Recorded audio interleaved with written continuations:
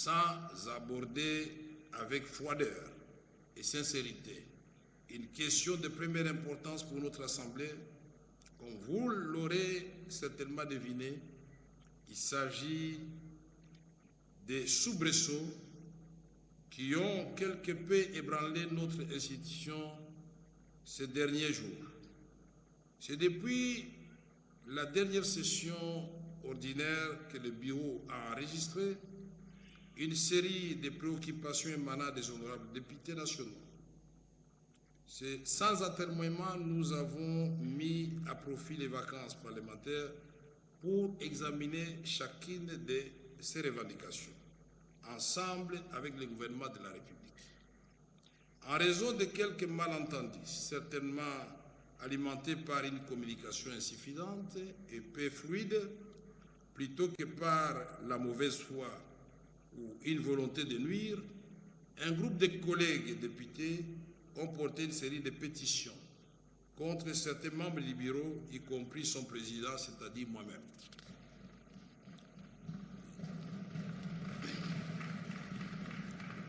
Je voudrais vous rassurer ici qu'il s'agit d'un exercice parlementaire légitime qui témoigne de la vitalité de notre démocratie et qui ne devrait pas s'encombrer de vaines polémiques inutilement chronophages. Cependant, il me semble à propos de rappeler que cette initiative devrait être reconsidérée à la lumière des avancées notables enregistrées dans la prise en charge des principales préoccupations soulevées et aussi au regard du contexte particulier que traverse notre pays. Je rappelle au souvenir de chacun d'entre nous que nous faisons face à une menace existentielle bien réelle au moment où les forces négatives remettent en cause notre souveraineté nationale. Le peuple que nous représentons attend de nous une action motivée par l'unique désir de répondre à ces priorités parmi lesquelles figure en bonne position la restauration de la paix et de l'autorité de l'État sur l'ensemble du territoire national, le renforcement de son pouvoir d'achat et la fourniture des services sociaux de base. Pour cette raison, et suivant les orientations sanitaires reçues de son Excellence Monsieur le Président de la République, chef de l'État, dans son rôle constitution des garants du bon fonctionnement des institutions, le bureau de l'Assemblée nationale a entrepris des consultations au sein des conférences des présidents, des différents caucus, ainsi que des structures spécialisées comme les réseaux de jeunes parlementaires pour garantir une rentrée parlementaire apaisée. Placés sous les signes de la transparence, ces échanges très fructueux ont permis d'élever de nombreux équivoques et de constater les avancées notables enregistrées dans la prise en charge des préoccupations soulevées par les élus. Une restitution plus complète vous sera faite à huis clos après le départ de nos invités et je l'espère, avec le concours actif des honorables députés pétitionnaires. Je voudrais ici saluer l'attitude républicaine des honorables députés nationaux, y compris certains parmi les pétitionnaires qui ont manifesté une réelle volonté de préserver la stabilité de nos institutions, de renforcer la cohésion au sein de l'Assemblée nationale et de resserrer les rangs derrière le commandant suprême de nos forces armées.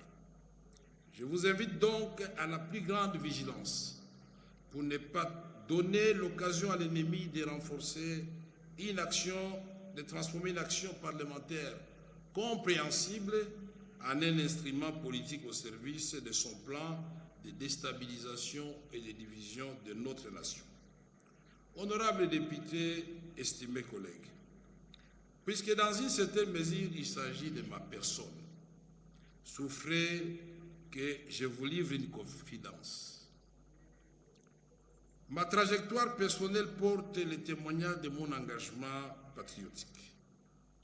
Toute ma carrière a été consacrée à un seul idéal, servir notre peuple. Ma loyauté envers la nation n'a jamais faibli, ni face à l'épreuve du temps, ni devant l'adversité politique. Souvent au détriment de mon intérêt personnel, parfois au péril de ma vie, et malgré les mépris, les invectives et les calomnies, j'ai toujours choisi le camp de la République. Vous vous rappellerez que le conflit avec le Rwanda m'a déjà coûté, à son temps, ici même, le perchoir de l'Assemblée nationale. Mais ma fidélité à la patrie demeure intacte. Et aujourd'hui, elle est plus que renforcée par l'engagement que j'ai pris de servir la nation aux côtés du président de la République, son Excellence Félix Antoine Tshisekedi Tshilombo. Sur une carrière qui dure depuis plusieurs décennies maintenant, les tumultes de la vie politique ne m'ont laissé que trop peu de répit. Mais j'ai béni le ciel parce que les tempêtes et les naufrages m'ont enseigné les vertus de l'amour fraternel, de l'unité et surtout du pardon. Ne suis-je pas celui que vous appelez affectueusement les pacificateurs? Aujourd'hui encore, je serai pacificateur jusqu'au bout.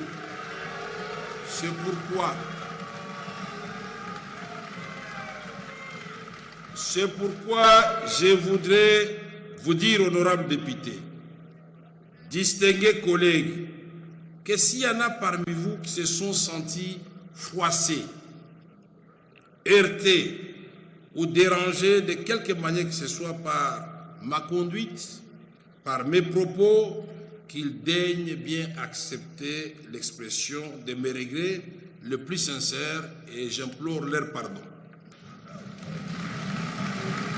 Honorables députés, estimés collègues, je voudrais aussi m'adresser aux jeunes parlementaires, véritables chevilles ouvrières de notre Assemblée, tant pour la production parlementaire que pour l'action politique. Mes chers jeunes, votre appel a été entendu et le bureau s'emploiera à créer les conditions de votre épanouissement, notamment à travers un plus large espace d'expression et des opportunités pour renforcer vos capacités.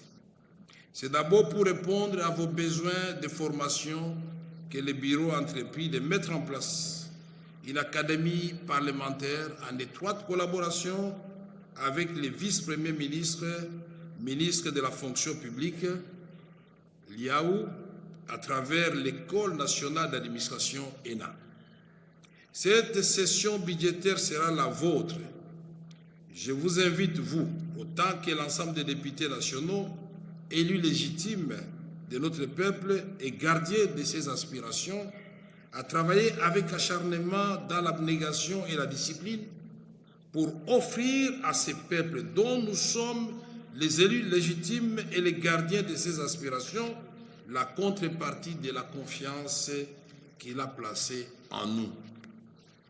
Honorables députés, estimés collègues, distingués invités, permettez-moi de conclure cette adresse par une invocation des Saintes Écritures qui, dans le psaume 133, nous enseigne ce qui suit. Voici, ô, qu'il est agréable, qu'il est doux pour des frères de demeurer ensemble dans l'unité.